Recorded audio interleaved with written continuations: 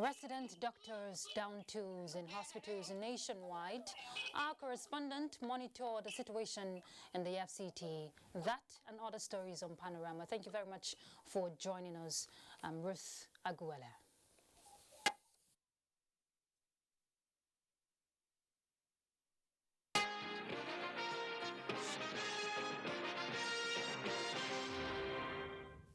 Nigerian Association of Resident Doctors, NARD, today embarked on an indefinite industrial action to press home certain demands by the body. Some of their grievances include inability of the federal government to implement agreements reached with the union some time back. Now, poor working environment in public hospitals, irregular payment of doctors' salaries, hazard allowances, which was reviewed as reason for industrial action. Now, the body said they want to back down this time around until their demands are met by the federal government.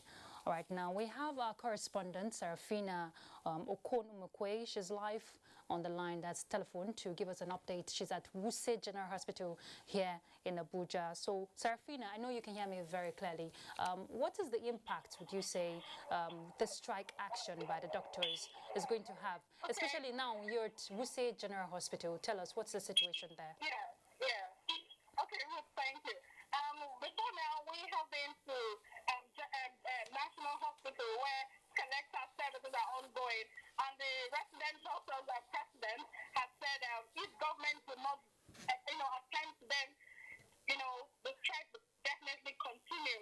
But here at the General Hospital, the services, the doctors are working, they're rendering their services, full services there. But there's a man here with me. He said he came at about 6 a.m. with his son, and then there was no bed space, and unfortunately, he lost the child. So, Oga, can you talk to us? No, oh, yeah, go ahead. Your life. On air. Good morning. Yes, continue. I took my grandson to the hospital here. They said no bed. Then later on, I come bring one small chair. Later on, I come test. I said the boy don't take off. Hello. Okay. Serafina, go ahead. Yeah, hello, I can hear you. Okay, go ahead. I just listened to the man, so go ahead. Okay. Yeah, he came with his grandson, like you said, and then there was no bed space. That's to tell you that Wuse District Hospital, they're rendering full services. But the CMD here said he can't talk to us because meetings are ongoing, so he doesn't contradict himself at the end of the day. So that's the situation of this from here at Wuse General Hospital. But Fina, it's quite sad from what you just led us into, talking about the man who lost his son. Very sad there. Are there other people, like patients, hanging around the premises, waiting to see if they will be attended to?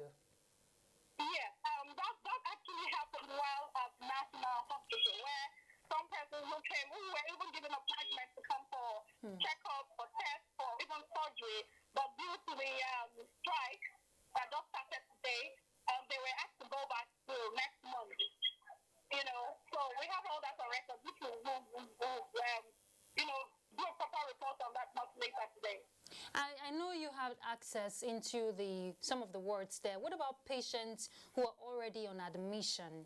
Were you able to talk to them? Are they receiving treatment?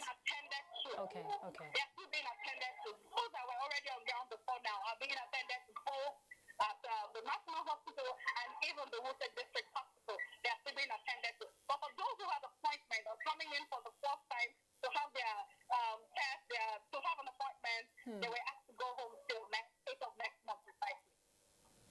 All right, thank you very much, Serafina. Sad situation there. Thank you. We'll definitely get an update from you much later. Thank you. All right, and more from the health scene as the world seeks to increase the level of awareness and reduce the prevalence rate of hepatitis. Cross River State is joining the fight by taking a message to rural communities on prevention, screening, and treatment. Paul Abel reports that the 2021 Hepatitis Week was flagged off at Akankpa local government area in the state. All right, we don't have that report ready for you yet, but let's look at COVID-19 update from the Nigeria Center for Disease Control, which says figures confirmed in Nigeria now stands at 174,315, with 165,005 discharged and 2,149 deaths on record. New cases as at Sunday, 1st of August, is 407 in states including Lagos, which has 160, Akwa Ibom 75, Ondo 51, Abia 33, Oyo 29, Kaduna 18, Katsina 7, Gombe and Ogun 6 cases each. Ekiti has 5, Delta and FCT 4 each, Ebonyi 3, Edo 2, Niger 2, and Bayelsa and Nasarawa recorded 1 case each. There was no fresh case reported from Kano, Osun, Plateau, Rivers and Sokoto states. Phase 2 of Jalingo Karim Lamido Federal Road in Taraba State has reached a significant level of completion, even as some benefiting communities occasionally interrupt smooth progress of work.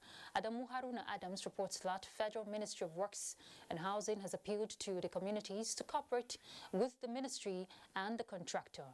It was during inspection of the project. Let's see that.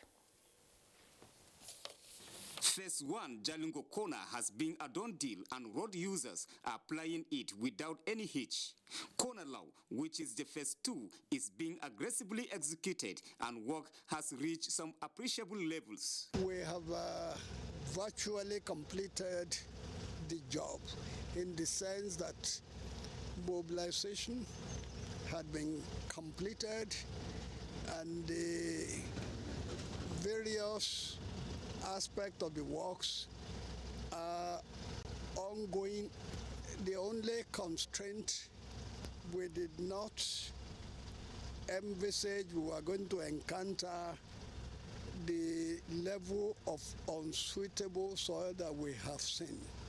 Director, Highways in charge of Northeast Federal Ministry of Works and Housing, Celestine Shawusu, expresses satisfaction with quality of the work. I am impressed, fully impressed with the progress achieved so far and the quality of work that is being done here. Impressive performance, 36% completion at 28% time lapse, and virtually less than 1 year. However, the director, Highways, calls on people of Taraba State, particularly those in whose communities the federal government is carrying out one project or another, to cooperate with contractors. La Sheke Bridge along Pantisawa Federal Road, Yoro local government area, which was awarded in 2012, is still not completed. Inspecting the project, Mr. Celestine Shawusu directs the contractor to return to site.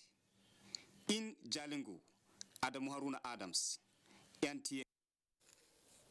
Professionals of the journalism profession are advised to uphold ethical standards and contribute their quota towards nation building by tailoring their write-ups for promotion of peace and unity in the country. Now, this was part of the message by guests, including Commissioner for Information, Comrade Ini Emebong, while addressing members of the NUJ during the July edition of the Union Congress in Uyo. And Sika Okong reports. The situation in parts of the country where people have taken arms against fellow citizens and agitation for separation. Udominoyo charged journalists to be patriotic by exhibiting high level of professionalism and diligence in the discharge of their duties. I was and I remain passionate about being a change agent wherever I find myself. And I know that you also are. The reason that makes me have so much respect for you all. I am not naive about the vagaries confronting you and the profession today.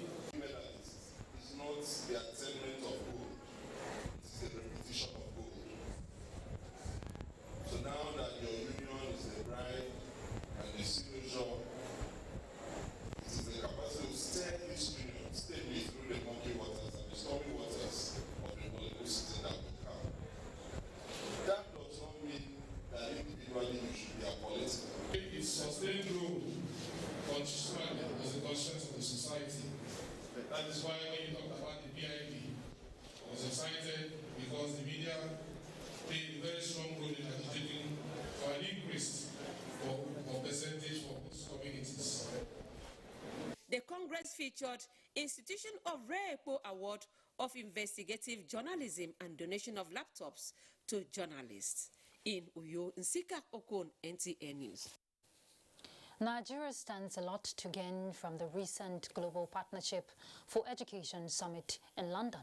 As expected, funds will be deployed to address gaps in basic education and address the challenge of out-of-school children in the country. Minister of State for Education, Chukwuemeka Nwajuba, who joined other guests on NTA's Good Morning Nigeria to review Nigeria's participation at the summit, also gave insight on how President Muhammadu Buhari's pledge to increase budgetary allocation to education can be achieved. Lydia Sampson reports. The trajectory of education in Nigeria in the last 20 years has identified gaps that must be tackled to mitigate the growing number of out-of-school children in the country. The value of President Muhammadu Buhari's presence at the Global Education Summit, the guest says, speaks volumes of commitment to changing the Nigeria's educational fortunes. We're going to commit. We're going to commit that we're going to continuously increase our spending in education so that we can outstrip even the 20% requirement. Because the minimum threshold of 20%, Nigeria is almost willing to do that. But he has also committed to almost 50% in the next 2 years. GP had extended some grants to Nigeria over the years 2012 to 2020. Then post-COVID, they did something. But the one that is coming our way now, $120 or $125 million, is the hugest we are having. And you can't divorce the president's presence at that summit from that. The need to educate citizens to meet the demands of the labor market was also highlighted. The global attention that has been focused on education will help Nigeria, because this is what some of us in the sector have been advocating for years, that we need to fund education better, that we need to also tie the output to the needs of the economy, not just produce people, but produce to satisfy the skill gaps in the economy. The guests advocated more proactive approach from state governments to prioritize education above procurement, as well as the need for periodic review of the performance of education agencies. In Abuja, Lydia Sams, NTA News. You're watching Panorama. Let's go on a break. We're back. Stay tuned. The vaccine offers hope for a safe country free of coronavirus. I urge all state governments, traditional and religious leaders to take the lead in the mobilization effort within their environment and spheres of influence. I similarly urge all eligible Nigerians to present themselves and be vaccinated in accordance with the order of priority already mapped out at the various authorized designated centers only.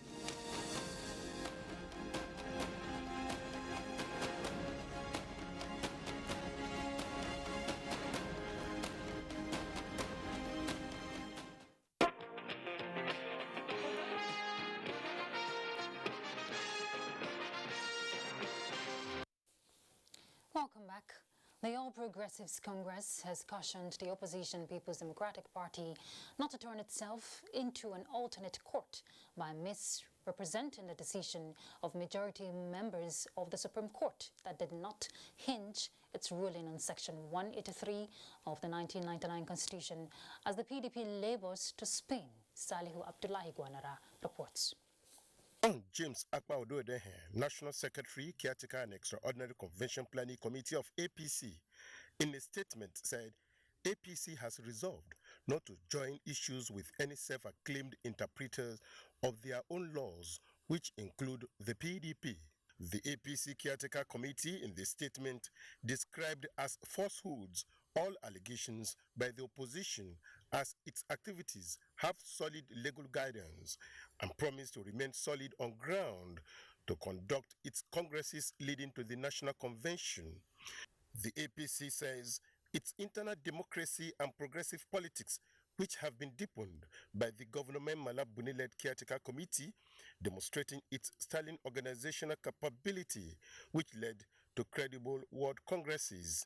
Meanwhile, the chairman APC caretaker and extraordinary convention planning committee and Yobe State Governor Mai Malabuni has congratulated members of the party over the successful and peaceful conduct of the world congresses across the country.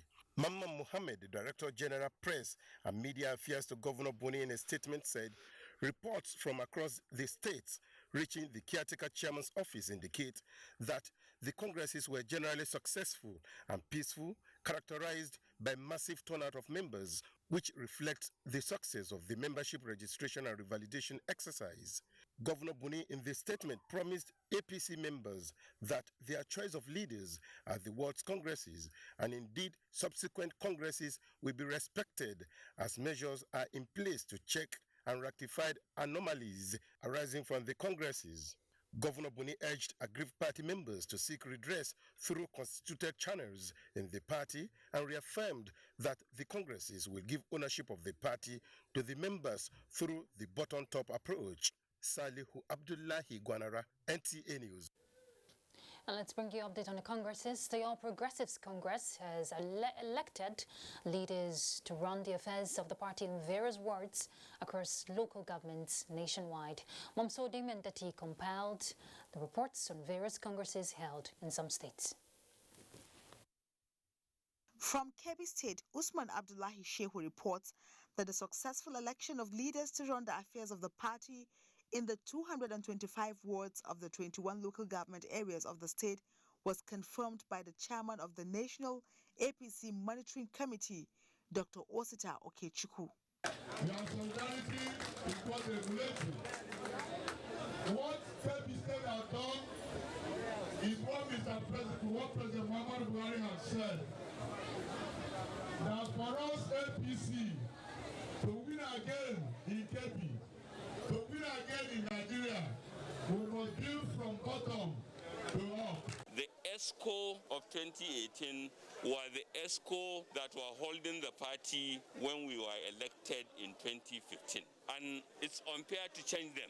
And we left all of them. That was the decision we took in 2018. So what we are doing here today is not new. This is characteristic Kebbi. And we believe power belongs to God.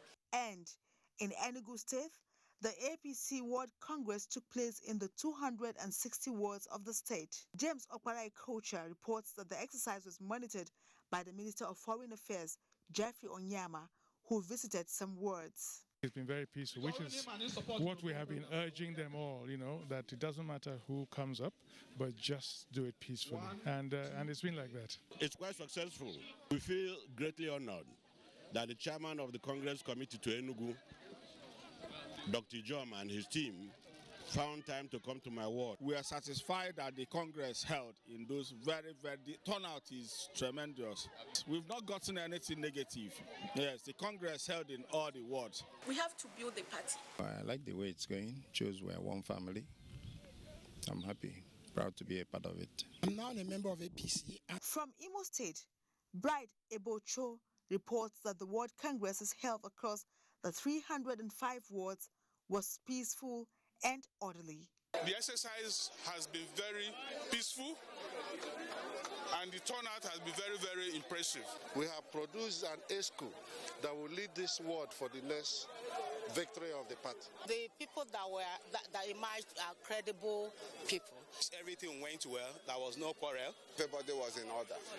Everything went well. And finally, from Gombe State, Governor Inuayaya has charged APC supporters to acquire their voters' card to enable them fully participate in future elections. Abbas Mekano reports that the governor spoke shortly after affirming the leadership of the party in his ward, following a consensus reached by all stakeholders in the area. To 2023, we are transforming our leadership from the ward to local government to state up to the national level.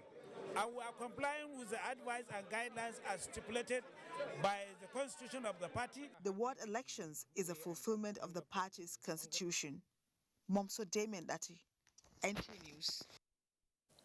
The federal government is on the verge of harmonizing vehicular information into a single platform to ensure that accidented vehicles are no longer brought into the Nigerian market, while also checking crimes perpetrated with vehicles. Michael Olale reports that as a prelude to the deployment of the National Vehicle Registry, a workshop was held in Lagos to sensitize key players. Nigeria has one of the poorest recovery records for stolen vehicles globally, and this has cost car owners 1.8 billion naira between 2013 and 2015. This fact, supported by data from the National Bureau of Statistics, shows that out of 2,544 vehicles stolen between 2013 and 2015, only 1,377 were found. The missing link, as discovered by experts, is non-existence of adequate database for record keeping and tracking of vehicles in the country. Set up the National Vehicle Registry to serve Technological-driven platform connected to multiple global vehicle identification number VIN is now being adopted by the federal government to document cars right from the port of entry. The National Vehicle Registration System will, among others, serve as a single source of validation at the point of vehicle registration, while capturing and storing all vehicular information. Although the purpose is to enhance revenue generation and block leakages, but key players here say it will guarantee greater internal security, check smuggling, and improve safety on roads. The VREG platform would likewise improve road user safety, enhance vehicle roadworthiness, and improve traffic regulation enforcement. The problems that are being encountered in the unregularized system of assigning number plates to newly acquired vehicles will be drastically reduced. The process has commenced at the Nigerian Customs Service Kirikiri Light Terminal, where about 600 vehicles have been captured, but the incorporation of other vehicles have been mapped out in phases, including integration of vehicles produced within the country. In Lagos, Michael Olale, NTA News. All right, let's find out what's happening in the sports world. Sports Update is next.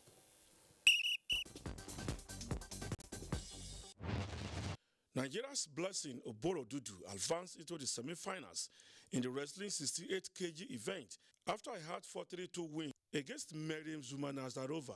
Blessing had earlier defeated Azerbaijan Elis Manolova 13-2 in the quarterfinals, hoping to pick one of the medals available in that category. In another development, Team Nigeria's Grace Nwokocha in the early hours of Monday at the ongoing 2020 Tokyo Olympics advanced to the semi-finals in women's 200 meters event.